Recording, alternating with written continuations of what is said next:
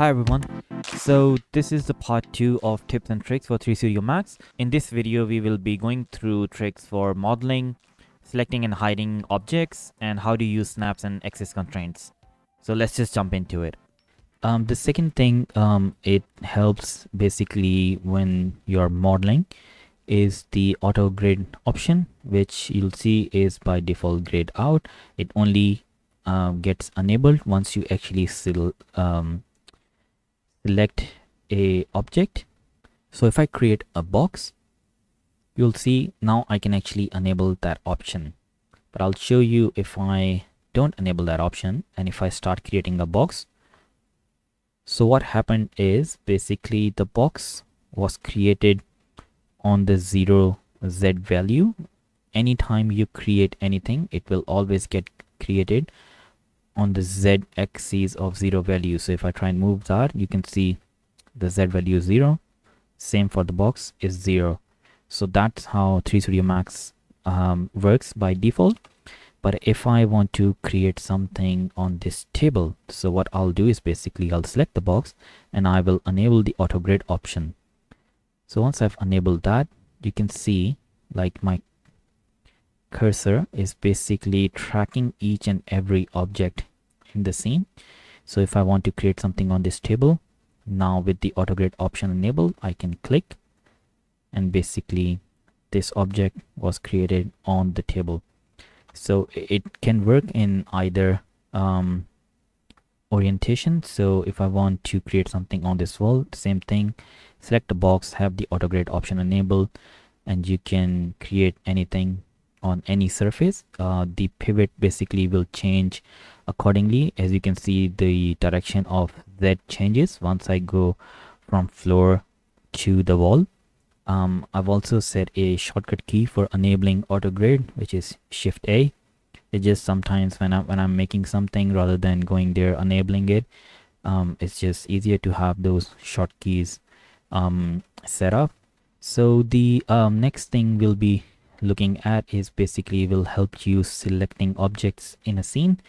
So you will come to this issue a lot of times once you have a lot of objects in your scene, and like most of them like overlapping and stuff. Like if I want to select the cushion back there and I can't see it clearly, but I know it's back there, I want to select it, and rather than changing the viewport from shaded to wireframe and then select it, what you can do is basically once you know that your mouse is sort of on that object, leave your mouse here and press tab on your keyboard. So tab will basically cycle through all the objects which are basically behind our mouse cursor at this point. So if I keep pressing tab, you can see it's highlighting different objects in the scene. So what I can do is basically I know I want to select that pillow. Once it's highlighted, I'll just do a single click and that object got selected. So this is one option. Another option that might sometimes help you is basically because I can't see that pillow fully, if I want to check if that pillow is sitting on the sofa properly or not, so rather than moving this pillow out from the view, what I can do is basically I can press Alt X on my keyboard, which will basically make the object transparent and I can see a little bit clearer the object behind it. Either you can press Alt X, or if you go in display mode, you can enable the option from here, see through. So again, this object is not frozen. So frozen is different. Once the object is frozen, you can't even move it, but in this case it's just see through.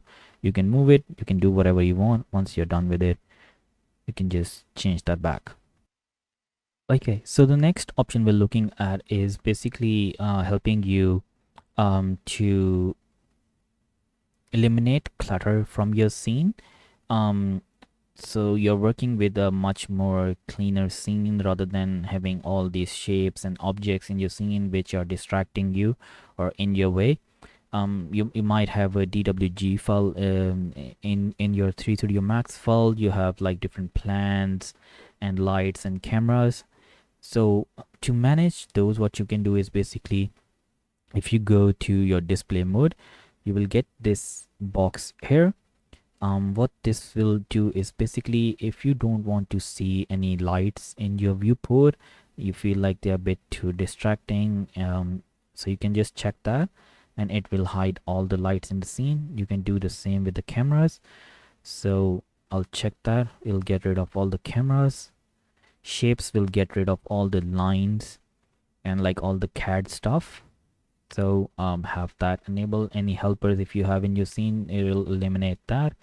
Or even if you click the first one, which is the geometry, which will actually hide all the geometry in your scene. There's also shortkeys for all these objects. So by default, Shift G will hide all the geometry. Shift C will hide all the cameras. Shift L will hide all the lights, and Shift S will hide all the shapes. And Shift H will hide all the helpers. Like these are the most commonly used ones. You'll never have to use the others unless you're working in animation or some other complex stuff. So the last thing we'll look at is the snap settings and how to use access constraints. So if you look up here and if you click and hold the snap option, you will get 3 different options. I'll explain them one by one. So first of all, I'll explain the 3 snap, which is the 3-dimensional snap. So what this will do is basically anything 2D or 3D in your scene, anything that you create will snap to it. To show this basically, so if I go to the top view and if I start creating a line, so it will snap to all those points.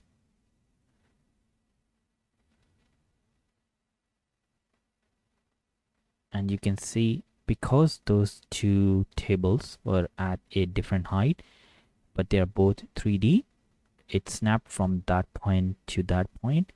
At times, you might actually not want to do this. You might want to keep your splines just on your X and Y axes, so you can actually extrude them, because once your spline goes any point in Z axis, you can't extrude it properly, or might actually defeat the purpose you're creating the spline for. So in this case, what you can do is basically go back to top view again, click and hold 3 and select the 2.5D option. What this option will do is basically it will snap to anything which is 2D or 3D, but once it starts creating the point, it will lock the Z axis of snap, so it will only create in the X and Y axes. So I'll show you again. I'll do the same thing.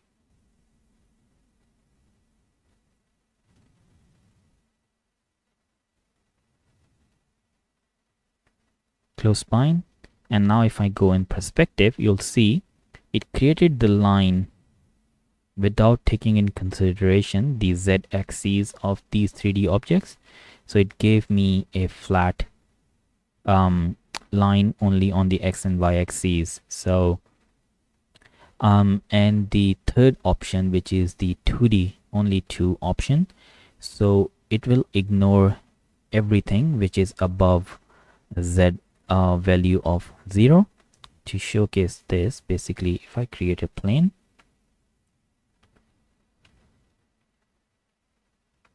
and if I create a box on it, so right now the box is sitting at 0 0. So if I click that 2 option, if I go to top view and if I start creating the line, it will let me snap to that object and it will create a spline. So I was able to create a spline. But as soon as this object is lifted off from the Z axis. Now if I start creating a line, I have that on, it won't let me snap to those objects because now that object is in 3D space and it doesn't have any 2D element to it, so it won't let me snap. So in most cases you'll only use either the 3 or the 2.5 D option. 2.5D can also sometimes help you to get the perspective of the object. So if I start selecting the object in perspective view, so even though that object is 3D and it's letting me snap to those points, once I close it, you'll see it actually created the line back there because that's where the 2D projection was of this surface, so it created that object back there. So you have to be a little bit careful when using the 2.5D option. Make sure either you're in the front view or the top view so you get the exact outline that you want to create. So the last thing that we'll look at is in regards to snapping is basically moving the objects with the axis constraints. So if you right click in 3 Studio Max, you can actually enable snaps and axis constraints from here. Once they are enabled, so you'll get that snap option up there and the axis constraints down there. So the change the different modes that you can snap to, if you right click on this option, it will open up this dialog box. So this will actually help you select what points that you want to snap to in your 3 Studio Max. So I always either have it to midpoint, or you can even have it to vertex. So it will ignore anything else, like if there's a grid in your 3 Studio Max, it won't snap to it. If you want to see perpendiculars when snapping to objects, you can enable that. Going to the next options, so over here you will get different values.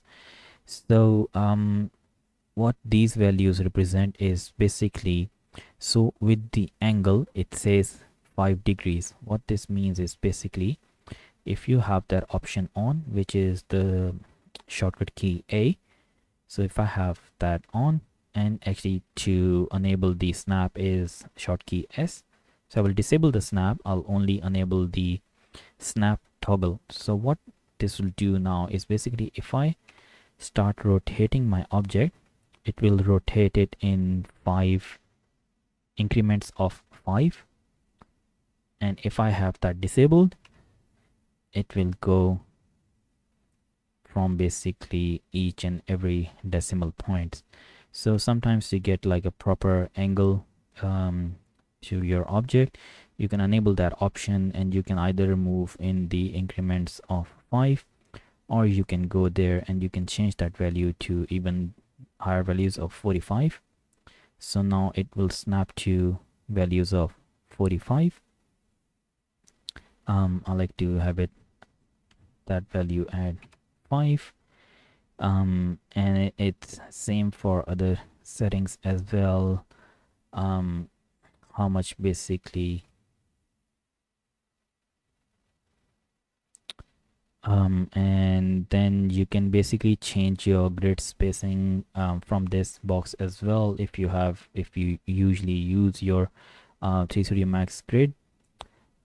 So the next thing that we'll look at is the axis constraints.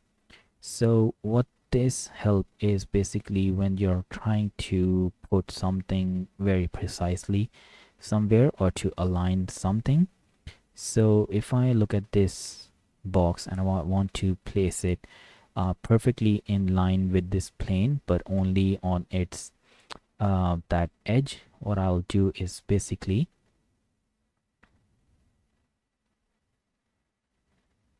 I will turn on my snap, make sure it's the 3D snap because this is a 3D object, I will enable my transform gizmo, change it to Y. Either I can click and change my transform gizmo from here, or I can actually click the different transforms by actually selecting the different transform in the viewport.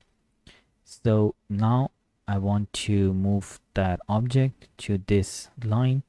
If I click and hold, you can see it's only moving in the y-axis because only the y constraints are on. So I can basically click, hold, and snap it to this point, and it will basically place the object perfectly in line with the edge. Now if I want to match the z-axis of the plane, I'll do the same. I'll click and hold the z-axis and bring it down. And because our pivot of the object is in the center, so that's why the z was taken from there. But if I want the base to be aligned with the plane, I'll click the base and then I'll click release the click at that point, and it will align there. The second thing that you can do is basically you can use two axes at the same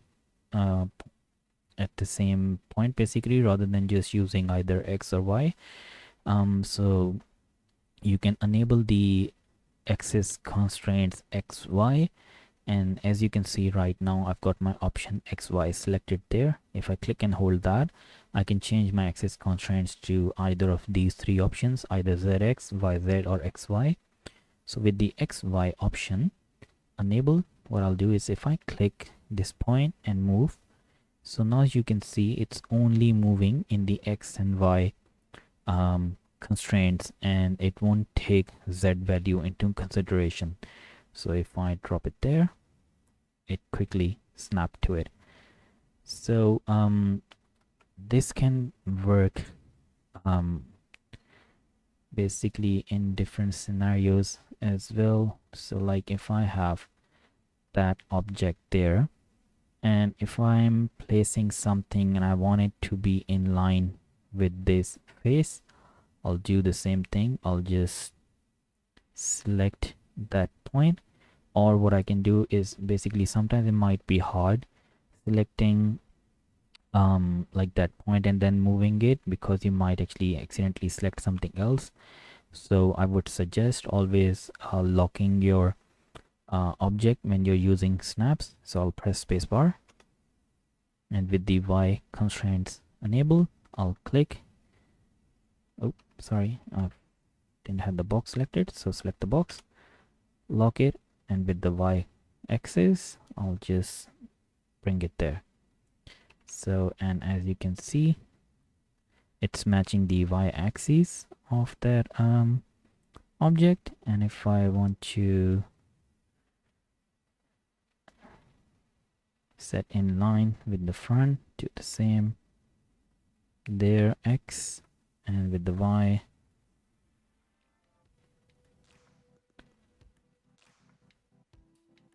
and with the X, again click Z, bring it up, and basically that's how you use the axis constraint options.